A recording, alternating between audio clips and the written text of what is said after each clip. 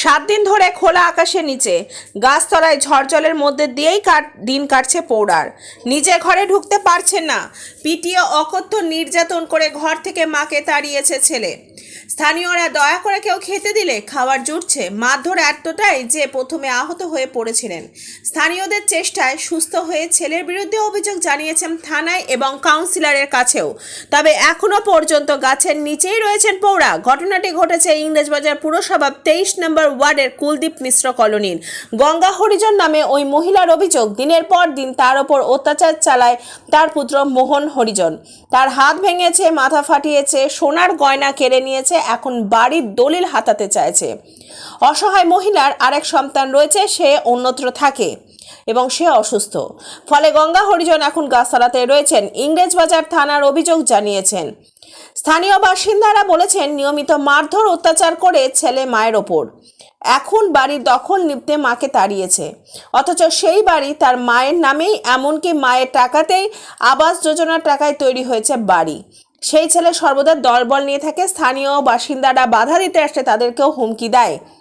তাদের দাবি, ওর পেছনে প্রভাবশালী কেউ মদত দিচ্ছে। অন্যদিকে সেই বাড়িতে গেলে ছেলে মোহনকে ঘরে পাওয়া যায়নি। তাকে ফোন করা হলে সে সমস্ত অভিযোগ অস্বীকার করে। তবে ঘটনাটি স্বীকার করে এলাকার তৃণমূল কাউন্সিলর সুজিত সাহা জানান, এই বিষয়ে তিনি ব্যবস্থা নেবেন।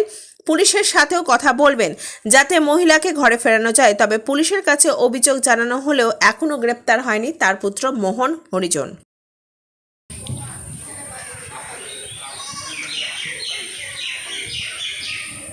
এই খবরটি প্রস্তুত করছেন জগদম্বা জ্যোতিষ কেন্দ্র, বিবেকানন্দ স্কুলের পাশে, মালদা, এবং city driving school, Ramakrishna mission road, Malda. এখন আমার দলিলপত্র সব কিছু নিয়ে এখন ওকে দাও, নাইলে আমাকে ওই হাসপাতালে কাটতে তেড়েছিল। রান্নি তোর গলাটাই কাটবো, কেটে তখন 3 মাস জেল খাটবে। জেল খাটার পরে সব আমার হবে। কেন? হ্যাঁ, ওই যে দলিলপত্র দিতে হবে তাই। কে? ওটা আমার ছোটো ছিল।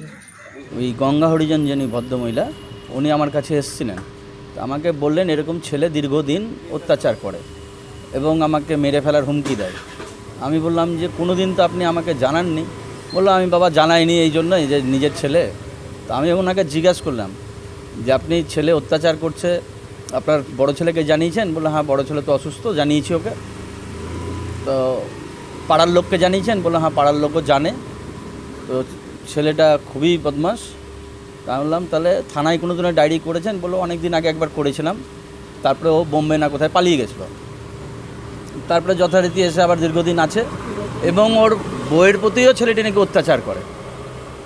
তো আমি তখন ভদ্রমহিলাকে বললাম আপনি একটা জিডি করুন, জিডি করার পর আমাকে জানান, তারপরে আমি থানাতেও কথা বলবো, থানা কী ব্যবস্থা নিচ্ছে, এবং আমরা পাড়াগতভাবে ওখানকার লোকজনকে নিয়ে বসে অন্তত আপনাকে যাতে বাড়ি ছাড়া না হতে হয়, বাড়ির বাইরে না থাকতে হয়, সেই ব্যবস্থাটা আমরা করব, এবং আপনার উপরে যাতে কোনো টর্চার না হয় সেই ব্যবস্থাটা আমরা করব। এটা আমরা ওনাকে আশ্বাস দিয়েছি।